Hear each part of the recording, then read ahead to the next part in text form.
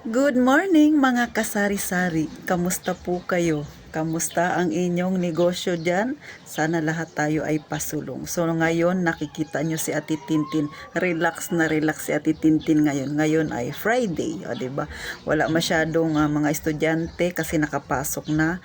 Tapos ang maririnig mo na lang yung ingay ng tricycle at saka motor na dumadaan-daan sa akin at saka yung maripisa ng mga kapitbahay namin. So, ganun mga kasari. Ngayon, syempre magbibigay si Ate Tintin ng tips para sa mga iba dyan na wala pang tindahan na nagbabalak na magkaroon ng tindahan. At syempre sa mga may tindahan na kauumpisa pa lang. Una, alamin nyo po yung mga ahente dyan sa inyo, mga kasari, ha? Number 1 yan na makakatulong para mapalago ninyo ang inyong negosyo, madagdagan ang inyong kita. Bakit nga ba? Sa magtatanong, Ate Tintin, malaki ba naman yung diferensya ng ahente at saka grocery store? Syempre hindi, mga kasari. Minsan piso lang, minsan 50 centavos, 75 centavos. Baka magsabi, yun naman pala, bakit kailangan ko pang alamin ang ahente? Hindi naman pala nagkakalayo. Siyempre, may mga kadahilanan din yan bakit maganda pa rin ang may ahente, ha, mga kasari. Una, kung ang tindahan ninyo, kung kayo ay kaparehas sa akin na mag-isa lang sa tindahan, malaking alwa na, ha? Bakit?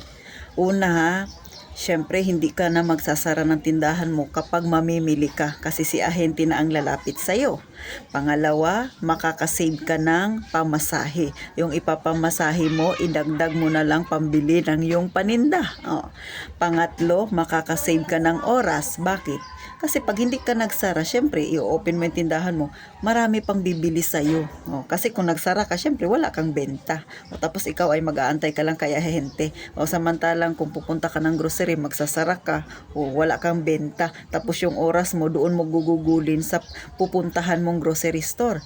Tapos, paano kung mainit pa? Paano kung marami pang customer ang nakapila? Hahaba masyado yung oras na gugugulin mo doon. Kung may ahente ka, sitting pretty ka na lang sa yung tindahan.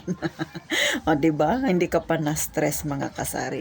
So, malaki talaga ang tulong ng ahente. At saka minsan, may mga previous yan sila na ibinibigay sa mga tindahan na pwede mong gamitin para si customer maging loyal din sa'yo. Kasi ako ginawa ko na yan. Minsan yung mga basket na yan, si Ate Tintin ninyo, hindi naman mahilig mag-iipon ng ganong klaseng item. Ang ginagawa ko, ibinibigay ko kay customer na palaging sa akin bumibili. Diba? Tapos magchichika-chika kami. Diba? So, sa totoo lang, makakapag-build kayo ng friendship ng yung customer. Tapos, syempre, dyan na yan lagi bibili sa'yo.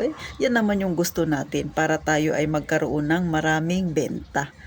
Isa yan sa magiging strategy ninyo para si customer maging loyal at dyan na laging bumili sa'yo, mga kasari. Sunod, ano pang benefits na makukuha natin pag may ahente tayo? Syempre, pagka umuulan. Kayo ba? Masipag ba kayong mamalengke pag umuulan tapos may kulog-kulog pa minsan? Diba? Tamad na tamad ka. Gusto mo humilata lang. Minsan gusto mo itumunganga lang sa tindahan mo kapag may tindahan ka. Kung may ahente, sila na magdadala ng paninda sa'yo. Hindi ka na mababasa. Hindi ka na mag-aantay ng sasakyan dyan. Magpara-para ka dyan. Tapos ang lakas-lakas ng ulan. Diba? Kalbaryo talaga kapag ikaw ay may tindahan tapos wala kang service. Ganon, mga kasari. Kung may ahenteng pumupunta sa'yo, di sila ang magdi-deliver niyan. Diba? So, ganon po, kaganda kapag may ahente ka. Pagamat kung iisipin mo, hindi naman nagkakalayo ang presyo, pero mas marami kang benefits na makukuha kesa sa pumunta ka ng grocery store, mga kasari. Ito naman sa akin ay personal experience ko lang na sinishare ko sa inyo. Pero sa totoo lang, mga kasari, maikwento ko lang. Nung ako'y nagsisimula pa, nung nagtitindahan ako, syempre hindi ka palalapitan kaagad ni ahente. Lalo na ako, 20,000 yung aking puhunan. Aalog-alog yung tindahan ko, yung dilata ko na yan. Kung ganyan ang itsura niyan ngayon, noon ay hindi ganyan. Magkakalayo-layo yan ang pagitan yan. Diba? Tapos isang tingin pa lang ni ahente, ay mukhang hindi pa kaumpisa pa lang, hindi pa sumisibol ang tindahan mo. So, syempre hindi ka palalapitan ni ahente.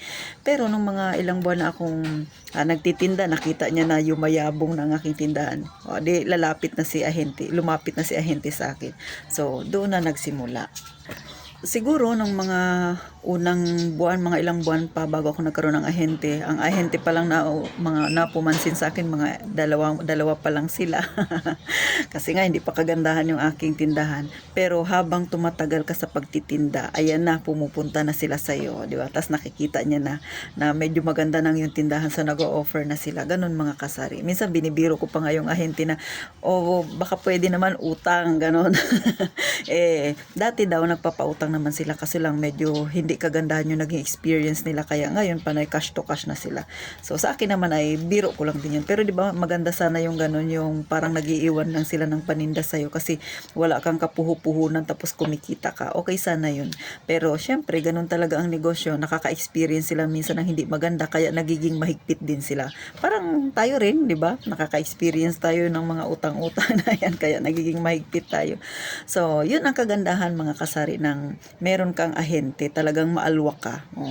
Tapos nung mga tumagal na ako, ayan na, medyo marami na sila. Sa totoo lang, yung isang linggo na yan, ilang ahente ang meron. Kasi Lunes, pahinga ako, walang ahente. Martes, may delivery ako, pero may ahente na pupunta sa akin, ng Coca-Cola. Tapos, pagka Miyerkules, delivery ako ng Coca-Cola, tapos may ahente na naman na Barens.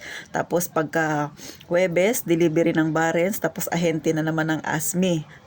Tapos, pagka Friday, kagaya nito, delivery ng Asmi, tapos pahinga. Pagka Sabado, ahente na naman ng Paragua, tapos delivery niya ng Martes. Pero, maliban pa sa mga schedule na yan, every 2 weeks, may iba pang ahente na pumupunta sa akin, katulad ng mga JNNR ba yun? Ganun, ibang items din yun, mga sabon naman, mga wings, ganyan. Tapos yung mga dilata, katulad ng Preska na yan, ng Wow, every 2 weeks yan sila pumupunta dito sa aking tindahan. So, ganun. So, ganun ka, yung aking schedule. Kaya, hindi ako basta-basta umaalis ng aking tindahan kasi nga may booking, tapos may delivery, may booking, may delivery. So, ganun mga kasari. Sabihin na natin na pa isa-1,000 kada order yung nakukuha nila sa akin. Pero mantakin mo sa 1 linggo, magkano rin yung nailalabas na pera. Minsan chichirya lang, umabot ako ng 1,000. Minsan 1,600, ganun. Mas lalo sa dilata, mas malaki ang presyo. At saka sa dilata, ang nagustuhan ko doon kasi mabigat siya. Kapag pupunta ka ng grocery store, karay-karay mo yan, di ba? Lalo ako nakasinggil, mabigat, nakakarton. Ngayon sila nang pumupunta sa akin. So relax ako, nabawasan yung aking pagod sa pamimili. So ganun kainam kapag may mga ahente na pumupunta sa inyong tindahan. So paano mga kasari, sana may natutunan kayo, sana nakakuha kayo ng kaunting idea, lalo na sa mga baguhan at wala pang tindahan dyan na nagbabalak na magkaroon ng tindahan, sana makapagbigay sa inyo ng kaunting idea, o diba, kung gaano kalaki ang benefits na makukuha natin kapag may mga ahente na pumupunta sa atin. Sa mga hindi pa naka-like at saka subscribe, please po, pa-like and subscribe na lang mga kasari. Tulong nyo na lang kay Ate Tintin para makagawa pa tayo ng iba pang content na marami ring makinabang, makatulong din lalo na sa mga baguhan dyan sa ganitong larangan ng pagninegosyo. At saka sa mga sumusuporta sa akin, maraming salamat po. Sana dumami pa tayo, maraming makinabang sa ganitong topic na napakahalaga. Syempre, lahat tayo gusto natin isang hakbang pasulong para gumanda ang ating buhay. Lahat naman tayo nangangarap. So wala muna tayo sa payaman-yaman, dito muna tayo sa real talk mga kasari. Isang hakbang muna na pasulong kasi eto yung buhay nating mga nasa masa. So muli, nagpapasalamat ako ng napakarami sa inyong mga kasari. So, paano mga kasari? Magpapaalam na si Ate Tintin, gaya ng madalas kong sabihin, mag-iingat kayong palagi, mga kasari.